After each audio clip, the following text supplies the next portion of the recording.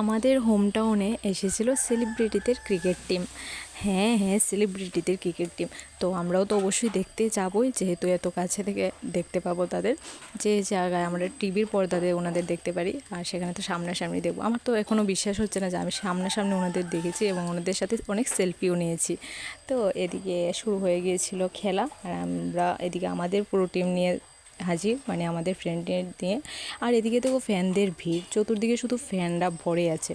ওনাদের বেরোতেই ঘিরে নিচ্ছে কিছু সেলফি, ফটোগ্রাফ এই সবের জন্য। তো খুবই ভালো লাগলো তাদের দেখে। এদিকে ওরা মাঠেও চলে যাচ্ছে খেলার জন্য। এখানে তোমরা যারা দেখছো ভিডিওটা এখন, এর মধ্যে থেকে তোমরা কজনকে চেনো কমেন্টে অবশ্যই জানাবে।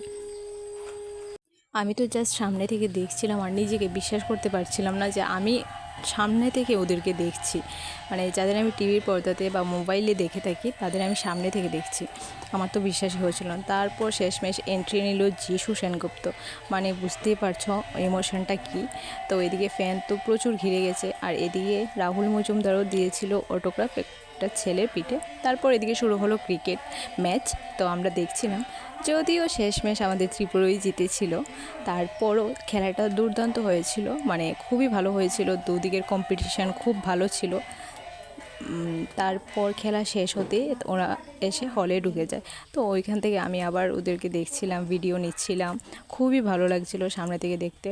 আর অনেকগুলো সেলফি টেলফি নিয়েছিলাম, লাস্টে আমি এগুলোও দেখিয়ে দেবো। তো তোমরা যারা ওনাদের চেনো অবশ্যই কমেন্টে জানাবে, তোমরা কজনকে চেনো তাদের নাম অবশ্যই বলবে। আর এদিকে ফ্যানদের ভিড় তো শেষই হচ্ছে না, সবাই আশায় আছে আরও কিছু সেলফি, আরও কিছু অটোগ্রাফ নিয়েই যাব। তো সেম আমরাও ছিলাম শেষ অবধি, একদম সবটা শেষ হওয়ার পরই আমরাও বাড়ি